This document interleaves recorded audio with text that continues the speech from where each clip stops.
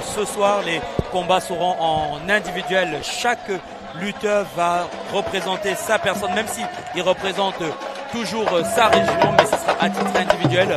Donc sa victoire ou sa défaite n'aura aucun impact sur le reste de l'équipe. Nous avons les 14 régions toujours représentées ce soir. Nous sommes déjà dans les phases préliminaires dans la catégorie des 86 kilos. Donc merci à vous, à Matt, Bahoum, Abdoulaye Ndiaye, déjà présents sur cette plateforme. Et n'hésitez pas à nous écrire si vous avez des questions. Tout comme hier, Bokar essaiera toujours de répondre à vos différentes questions et vous édifier sur cette lutte sans frappe.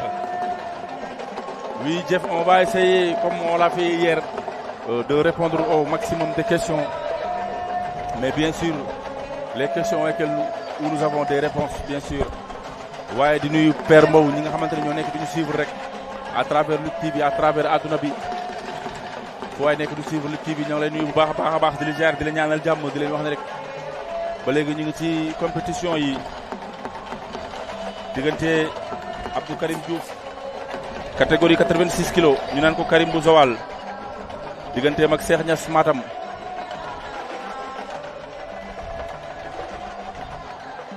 Thiès ak Matam combat baa ngi noonu arbitre sifflé na combat bi diggante Karim wala nga may ma ñaari angle rek combat bee laa gën a soxla combat Karim bu Zawal Thiès daw na jël ko la réalisation Karim jël na ko mu bañ Karim bu Zawal moo ngi koy jël bañ na Karim bu Zawal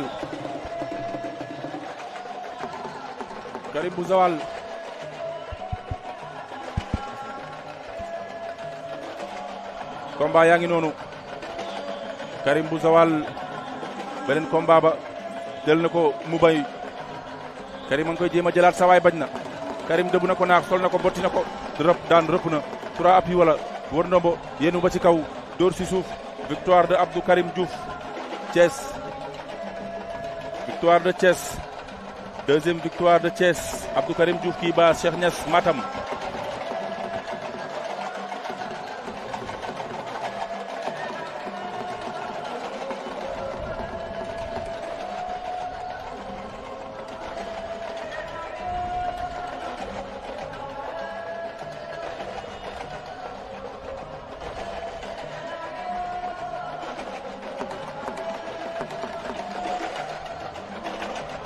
en attendant, ça c'est l'équipe régionale de Thiès, dirigée par Toubacouta, le grand champion. Alors, en rappelant que hier, Fatick et Thiès, justement, se sont qualifiés pour les finales. Pour les finales en équipe. Oui. Et Dakar a la chance demain de pouvoir combattre pour la 3e place. Oui, bien sûr. Dakar et Tambacounda vont se disputer. Et Tambacounda, c'est ça. Ils vont se disputer la 3e place. Demain, peut-être que l'équipe de Dakar qui est détenteur du trophée du drapeau du chef de l'État, peut-être qu'elle ne rentrera pas à bredouille. Exactement. Au cours de cette compétition. C'est ce qu'on va lui souhaiter, de ne pas rentrer bredouille, sachant que c'est à domicile aussi. Bien sûr. Elle lutte à domicile ici à Dakar, donc on espère qu'elle ne repartira pas bredouille et qu'elle fera partie du podium. Donc merci à toi aussi Magaye Dione d'avoir rejoint Eric Favre TV pour vivre en direct cette 2e journée du drapeau chef de l'État. Aca combat baa ngi noonu ayca xam naa ne gars yi bu ñëwee dinañ jéem a régler micro Père Mbow ak retouram ñu yokkal ñu tuuti retour bi rek comme ça ñu mën a déggante bu baax na bruit bi daa xaw a bëri ayca beneen combat ngi noonu si digg géew bi Fatick Cheikh Sadibou Sarr Fatick loolu ba léegi ci combat préliminaire yi la Cheikh Sadibou Sarr Fatick ak Alsane Diédhiou Louga Fatick Louga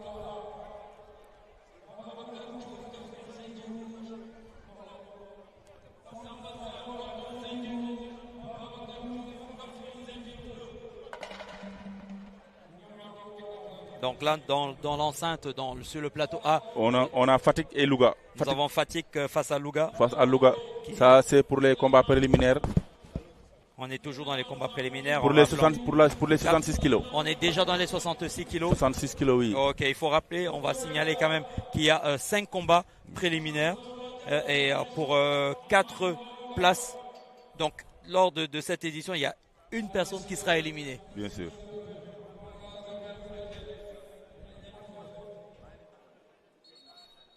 On a 5 combats préliminaires. Donc après ça va rester 8 lutteurs. Ça va rester 8 lutteurs. Combat bangi nonou. Cheikh Sadibou Sarr Fatick ak Alassane Diédhiou Louga ñaari mbër yi ña nga ca. Cheikh Sadibou Sarr Fatick ak ki nga xam ne moom mooy Alassane Diédhiou Louga di wax ne rek mun ngeen ñu suivre si Lutte TV si bouquet canal plus canal 361 wala si YouTube bi. aca Cheikh Fatick Louga waaye plateau B catégorie 66 kilos. Premier combat préliminaire Samba Sarr Kolda Babacar Diouf Kaffrine. Donc pour répondre à la question d'un auditeur, Abdoulaye Ndiaye, pour être vainqueur de ce tournoi, en fait il y a 2 vainqueurs. Il y a le vainqueur par équipe et le vainqueur individuel. Donc hier nous avons assisté à la première partie jusqu'au demi-finale par équipe. Aujourd'hui nous allons assister au combat préliminaire jusqu'aux demi-finales individuelles. Et demain nous aurons les finales par équipe et les finales individuelles. Oui. Donc il y aura 2 vainqueurs. Individuels et par équipe. Victoire de Fatick.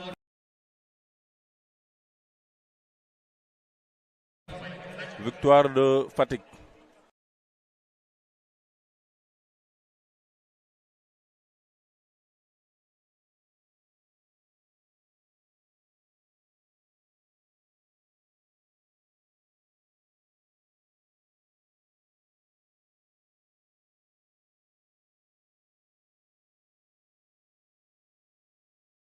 Sa région, chaque victoire est à titre personnel, donc ça n'a aucun impact sur l'équipe. Victoire.